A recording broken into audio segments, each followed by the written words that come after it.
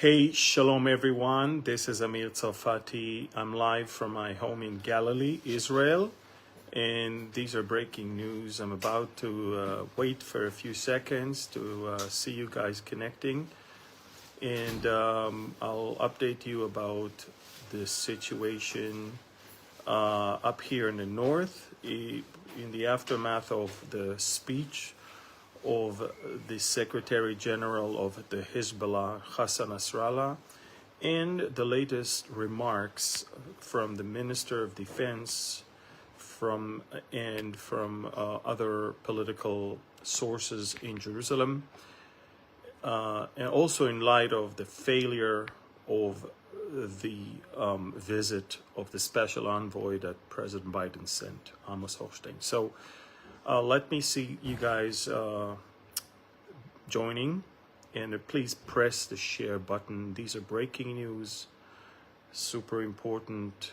You want to know and you want to share these things, okay? Much of what I share with you here is stuff that I am also sharing on Telegram, and if you're not there yet, remember to download Telegram. It's the only app that allows me to give you news in an unfiltered way.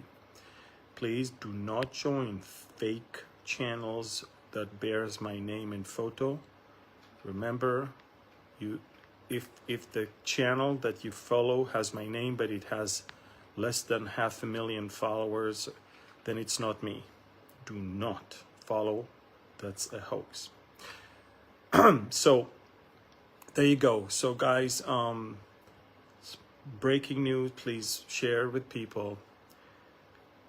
The countdown towards war with Lebanon, with Hezbollah, has thus begun. That's according to political sources in Jerusalem, and that is based on two things. It's based on the failure of the special envoy that President Biden sent to the Middle East to try to reach an agreement that will prevent the war. His name is Amos Hochstein. He just announced that his attempt to bring some sort of a deal has failed. Secretary General of Hezbollah, Hassan Nasrallah, just gave a very, very troubling speech.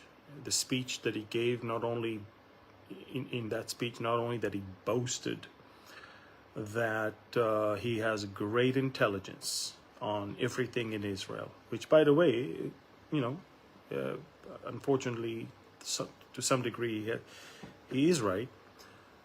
But he also said two things. He said, for the first time, Lebanon is fighting within Israel, or Hezbollah is fighting within Israel, and it's not the opposite.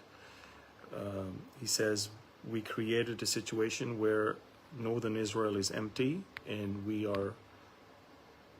we're fighting there. That's what he said. Second, he said, we're ready to invade into Galilee. He said the following thing. He said, we are ready to have ground invasion into Upper Galilee. The third thing he said is that he will not stop the war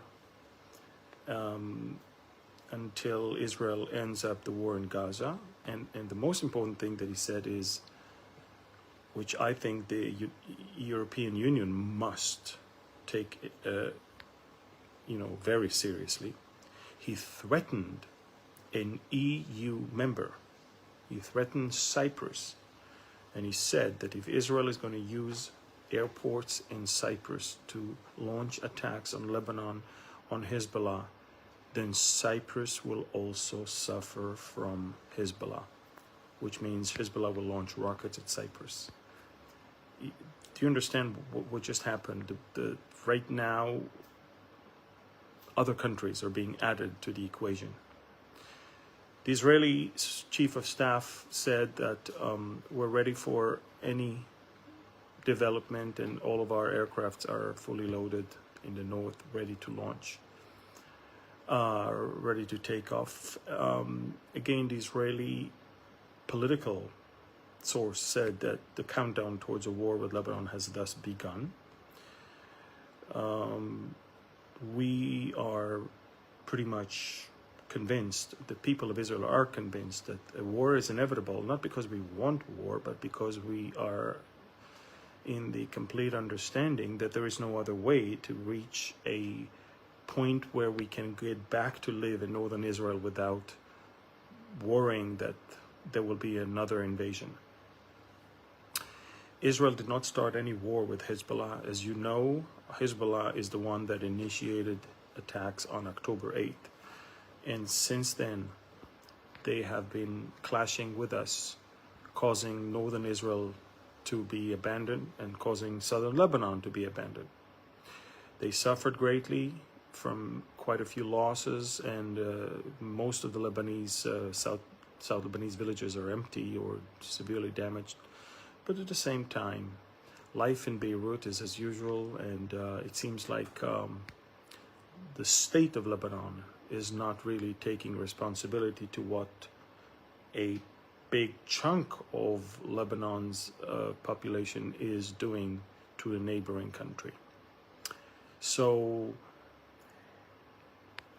it might be a matter of hours, days, maybe a week or two, but it is inevitable. It's not going to be easy.